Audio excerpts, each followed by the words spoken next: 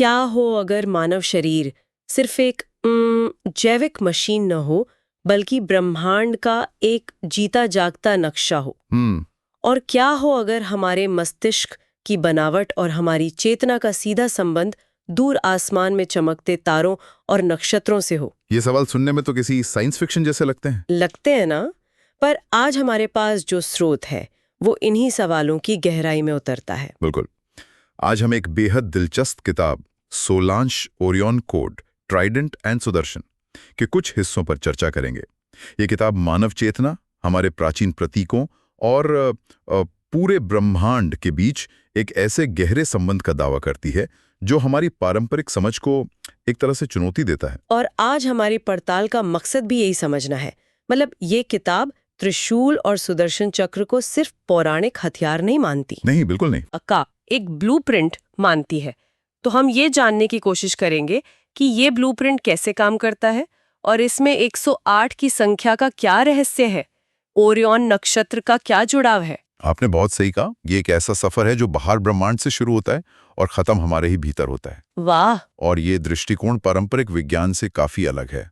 ये किताब चेतना को सिर्फ दिमागी गतिविधि नहीं, बल्कि उसे एक ऊर्जा संरचना के रूप में प्रस्तुत करती है, जिसका अपना एक, क्या कहते हैं, ज्यामितीय और ब्रह्मांडीय आधार है। अच्छा, तो चलिए इस खाके की पहली और सबसे बुनियादी परत से शुरू करते हैं, जिसे किताब त्रिशूल कहती है। चलिए इसकी परतों को खोलते हैं। जब हम त्रिशूल के बारे में सोचते हैं तो भगवान शिव की छवि मन में आती है, उनका शस्त्र। हाँ, जाहिर है। लेकिन किताब का दावा है कि ये सिर्फ एक बाहरी प्रतीक नहीं, बल्कि मानव मस्तिष्क का एक जीता जागता सक्रिय रूप है। ये थोड़ा चौंकाने वाला है। ये कैसे काम करता है? यहीं पर यह किताब एक बहुत ही आकर्षक मॉडल पेश करती है। ये त्रिशूल के 3 शिखरों को, मतलब 3 नुकीले सिरों को, हमारे मस्तिष्क के 3 मुख्य केंद्रों से जोड़ती है। ओके। पहला है मन शिखर। यह हमारे अनुभव, हमारी भावनाओं, यादों और कल्पनाओं का केंद्र है। अच्छा, एक मिनट, मन शिखर तो हाँ। मतलब जैसे जो हम महसूस करते हैं, सोचते हैं, वो सब? बिल्कुल, हमारी यादें, हमारी कल्पनाएं, सब कुछ। और किताब के अनुसार इस केंद्र की ऊर्जा सीधे तौर पर चंद्रमा से जुड़ी हुई है। चंद्रमा से? मतलब जैसे ज्योतिष में कहते हैं कि चंद्रमा मन का कारक है, क्या किताब इसे और खोलकर बताती है, जैसे पूर्णिमा या अमावस्या का हमारी भावनाओं पर असर पड़ना? हाँ, किताब इसी ओर इशारा करती है। उसके अनुसार जैसे चंद्रमा की कलाएं घटती बढ़ती हैं, वैसे ही हमारे मन की अवस्थाएं भी बदलती हैं, कभी शांत, कभी अशांत, कभी बहुत रचनात्मकता से भरा हुआ। बिल्कुल। ये मानती है कि चंद्र नक्षत्रों का सीधा प्रभाव इसी मन शिखर पर होता है। ये हमारे भावनात्मक हिस्से का नियंत्रण केंद्र है। दिलचस्प है। तो ये हुआ हमारा भावनात्मक और कल्पनाशील हिस्सा। और दूसरा शिखर? दूसरा है बुद्धि शिखर। ये तर्क, विवेक, विश्लेषण, निर्णय और संकल्प का केंद्र है। ओके। जहां मन चंद्रमा की तरह परिवर्तनशील है, वहीं किताब कहती है कि बुद्धि शिखर सूर्य की ऊर्जा से प्रेरित है। स्पष्टता, स्थिरता, अग्नि। ये वो हिस्सा है जो मन की लहरों को देख के कहता है, रोको, पहले सोचते हैं, फिर करते हैं। मन और बुद्धि, ये तो समझ में आते हैं, ये हमारे रोज के अनुभव का हिस्सा है। लेकिन ये तीसरा शिखर, चैतन्य शिखर, ये थोड़ा अमूर्त लगता है। किताब इसे मैं कौन हूं का केंद्र कहती है। इसका मतलब क्या है? यह एक बहुत गहरा सवाल है और किताब इसे बहुत खूबसूरती से समझाती है। ये वो जगह है जहां ज्ञान पैदा नहीं होता, बल्कि खुलता है। खुलता है? हाँ, मन यादें इकट्ठा करता है, बुद्धि विश्लेषण करती है, लेकिन चैतन्य इन दोनों से परे है। यह साक्षी भाव का केंद्र है। यह सिर्फ देखता है, बिना किसी फैसले के। किताब इसे ऋषि नक्षत्रों का दर्पण कहती है, मतलब वो स्थान जहां ब्रह्मांड का शुद्ध ज्ञान सीधे रिफ्लेक्ट होता है। तो मन, बुद्धि और चैतन्य, ये 3 शिखर हो गए। लेकिन त्रिशूल का एक स्तंभ भी तो होता है जो इन तीनों को थामे रखता है, उन्हें जोड़ता है। उसकी क्या भूमिका है? हाँ, और वो चौथा और सबसे महत्वपूर्ण हिस्सा है सुषुम्ना, हमारी मेरुदंड धुरी। यह सिर्फ एक भौतिक रीढ़ की हड्डी नहीं है, बल्कि इन तीनों को जोड़ने वाला एक ऊर्जा स्तंभ है। अच्छा। किताब इसे एक बहुत ही आधुनिक उपमा देती है। यह केंद्रीय ब्रह्मांडीय नेटवर्क की मानव अंदर की केबल है। वाह! ये वो मार्ग है जिससे ऊर्जा इन तीनों केंद्रों तक पहुंचती है। बिना इस स्तंभ के मन, बुद्धि और चैतन्य 3 अलग अलग दिशाओं में काम करेंगे, सुषमना ही उन्हें एक करती है। ये तो वाकई बहुत गहरा है, एक पूरा न्यूरोलॉजिकल और आध्यात्मिक सिस्टम एक ही प्रतीक में। अच्छा, अब उस रहस्यमयी संख्या पर आते हैं जो किताब में बार बार आती है, 108। हम सुनते हैं 27 नक्षत्र हैं, हर नक्षत्र के 4 पाद।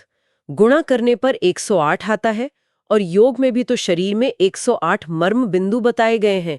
क्या ये सिर्फ एक संयोग है या हम बस पैटर्न खोज रहे हैं? किताब के अनुसार ये संयोग नहीं बल्कि संरेखण है, अलाइनमेंट। अलाइनमेंट। हाँ, ये एक बहुत शक्तिशाली विचार है। ये मानती है कि ब्रह्मांड के वो 108 सूक्ष्म बिंदु और मानव शरीर के ये 108 चेतना बिंदु एक ही लय में, एक ही फ्रीक्वेंसी पर धड़कते हैं। एक ही फ्रीक्वेंसी पर? बिल्कुल, एक तरह की ब्रह्मांडीय प्रतिध्वनि। जैसे एक गिटार की तार को छेड़ने पर उसी आवृत्ति वाली दूसरी तार भी अपने आप कंपन करने लगती है। हाँ हाँ, रेजोनेंस। एग्जैक्टली। वैसे ही ब्रह्मांड और मनुष्य एक दूसरे के साथ ट्यून में हैं। और माला में 108 मनकों का उपयोग या मंत्रों का 108 बार जाप, क्या किताब उसे भी इसी से जोड़ती है? बिल्कुल, इस किताब के अनुसार ये सिर्फ परंपरा नहीं है, ये हमारे आंतरिक 108 चेतना बिंदुओं को ब्रह्मांडीय आवृत्तियों के साथ ट्यून करने की एक वैज्ञानिक प्रक्रिया है। ठीक है, तो अगर ये संरेखण सच है तो इसमें ओरियन नक्षत्र की क्या भूमिका है? किताब में ओरियन एक्सिस का जिक्र है। ये तो किसी साइंस फिक्शन फिल्म जैसा लगता है। तारकीय द्वार, देव मार्ग। हाँ, लगता तो है। किताब इसे एक रूपक और एक वास्तविक ऊर्जा बिंदु दोनों तरह से प्रस्तुत करती है। ओरियन एक्सिस को एक ऐसा कनेक्शन पॉइंट बताया गया है जहां मानव की यह आंतरिक त्रिशूल संरचना और ब्रह्मांड का नक्षत्रीय तालमेल एक साथ मिलते हैं। मतलब? जब किसी व्यक्ति की चेतना यानी उसके मन, बुद्धि और चैतन्य पूरी तरह से संतुलित होते हैं तो वो एक विशेष आवृत्ति पर पहुंच जाती है। किताब का दावा है कि उसी आवृत्ति पर ये ओरियन एक्सिस सक्रिय हो जाता है। और फिर? और चेतना सीधे तारों के नेटवर्क से जुड़ जाती है। इसे ही स्रोत डायरेक्ट स्टार कनेक्शन कहता है। यहाँ से ये और भी दिलचस्प हो गया है। तो जब मन, बुद्धि और चैतन्य की ये त्रिशूल ऊर्जा संतुलित हो जाती है, सुषुम्ना के जरिए एक हो जाती है और फिर ओरियन एक्सिस से जुड़ जाती है, तब क्या होता है? इसका अंतिम परिणाम क्या है? तब चेतना की एक नई अवस्था का जन्म होता है। किताब के अनुसार तब हमारे सिर के शीर्ष पर स्थित सहस्रार चक्र में एक घूमता हुआ प्रकाशमान ऊर्जा वृत्त बनता है। अच्छा? और इसी ऊर्जा वृत्त को किताब आध्यात्मिक भाषा में सुदर्शन चक्र कहती है। सुदर्शन चक्र? हाँ, ये सिर्फ भगवान विष्णु का हथियार नहीं है, बल्कि ये एक जागृत, उन्नत चेतना की अवस्था है। ये शिव ऊर्जा यानी त्रिशूल और विष्णु चेतना यानी सहस्रार का मिलन है। रुकिए, ये बहुत बड़ा दावा है। मतलब सुदर्शन चक्र कोई बाहरी वस्तु नहीं, बल्कि हमारे भीतर ही सक्रिय होने वाली एक ऊर्जा है? बिल्कुल। लेकिन सबसे चौंकाने वाली बात तो इसकी बनावट को लेकर है। हम सब ने तस्वीरों में सुदर्शन चक्र को 24 दांतों वाला देखा है, पर यह किताब दावा करती है कि इसका वास्तविक सूक्ष्म रूप 108 दांतों वाला है। ये कैसे हो सकता है? ये इस किताब के सबसे गूढ़ दावों में से एक है। किताब के अनुसार 24 दांत वाला रूप वो स्थूल रूप है, भौतिक आंखों से दिखने वाला एक सरलीकरण। अच्छा। जबकि 108 दांत वाला रूप इसका असली सूक्ष्म दिव्य रूप है, जिसे केवल दिव्य दृष्टि से ही देखा जा सकता है। अच्छा, तो ये वैसा ही है जैसे योग में 72,000 नाड़ियों की बात होती है, पर मेडिकल साइंस कुछ प्रमुख नसों की ही पुष्टि करता है। एक स्थूल शरीर है और एक सूक्ष्म ऊर्जा शरीर। आपने बिल्कुल सही पकड़ा। ज्ञान के स्तर के अनुसार दृश्य भी बदलता है। 24 दांत बाहरी रूप हैं, लेकिन 108 दांत उसका आंतरिक ऊर्जा आधारित सच है, जो सीधे ब्रह्मांड के 108 तत्वों से जुड़ा है। तो फिर इन 108 दांतों का मतलब क्या है? क्या ये बस 108 अलग-अलग शक्तियां हैं या इनका कोई व्यवस्थित ढांचा है? मुझे लगता है अगर ये ब्लूप्रिंट है तो ये अव्यवस्थित नहीं हो सकता। बिल्कुल नहीं, इसका एक बहुत ही व्यवस्थित 4 स्तरीय ढांचा है। किताब इन 108 दांतों को केंद्र से बाहर की ओर फैली 4 परतों में बांटती है। ये एक संपूर्ण ब्रह्मांडीय ऑपरेटिंग सिस्टम जैसा है। एक मिनट, 4 परतें? ये तो बहुत व्यवस्थित लगता है, एक इंजीनियरिंग ब्लूप्रिंट जैसा।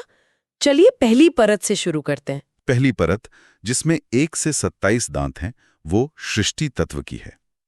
ये चक्र का आधार है, इसका कह सकते हैं हार्डवेयर। हार्डवेयर? हाँ, इसमें सृष्टि के मूल तत्व शामिल हैं, जैसे मूल प्रकाश, अग्नि, बीज, आकाश, वायु, जल, पृथ्वी, साथ ही मन, बुद्धि, अहंकार, ये सब इसी परत का हिस्सा हैं।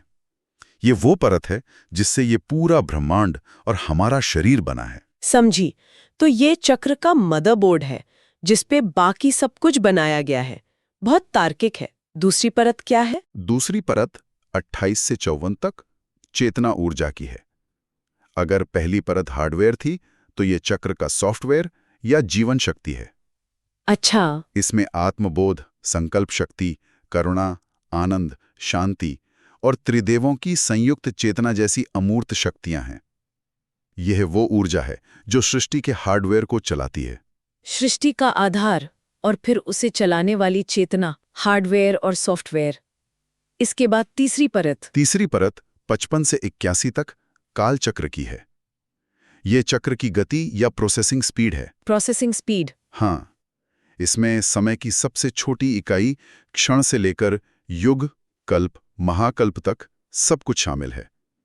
ग्रहों और नक्षत्रों की गति, ऋतुओं का चक्र, ये सब इसी परत द्वारा नियंत्रित होता है।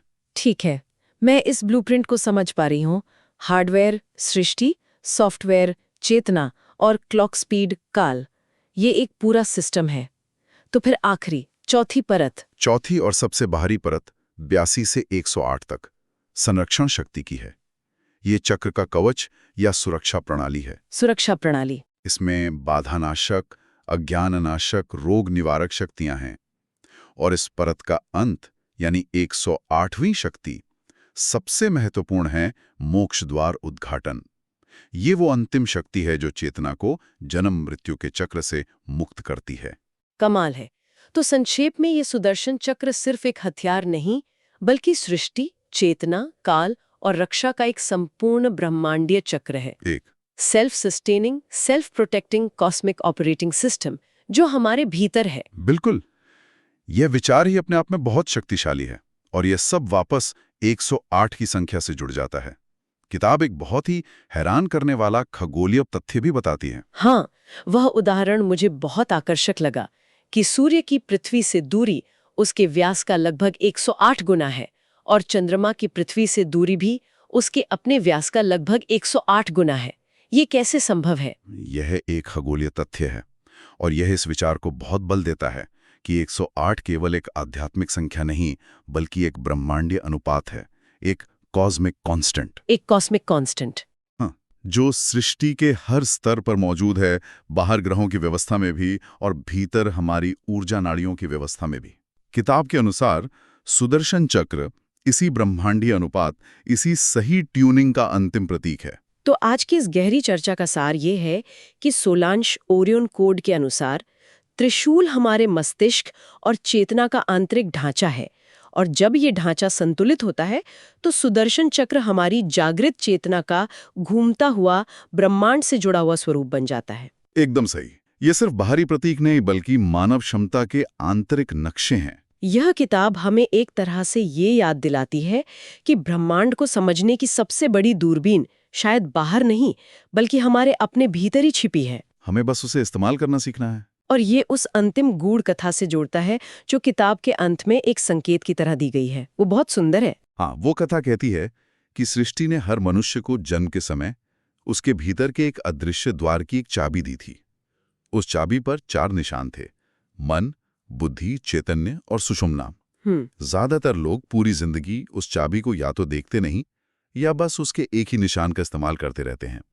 लेकिन जो इन चारों को पहचान लेता है और एक साथ इस्तेमाल करना सीख जाता है, वो पाता है कि ताला खुल गया है। और दरवाजे के उस पार? दरवाजे के उस पार जाकर वो हैरान रह जाता है, क्योंकि जिस ब्रह्मांड को वो बाहर ढूंढ रहा था, वो तो उसके भीतर ही बसा था। वाह, ये चर्चा एक बहुत ही गहरा विचार हमारे सुनने वालों के लिए छोड़ जाती है। यदि मानव चेतना वास्तव में ब्रह्मांड का एक सूक्ष्म रूप है, जैसा ये स्रोत दावा करता है, तो हमारे व्यक्तिगत विचार, हमारी भावनाएं, हमारे संकल्प, जिन्हें हम अक्सर छोटा समझते हैं, वे ब्रह्मांडीय स्तर पर क्या प्रतिध्वनित करते होंगे, इस पर सोचा जा सकता है।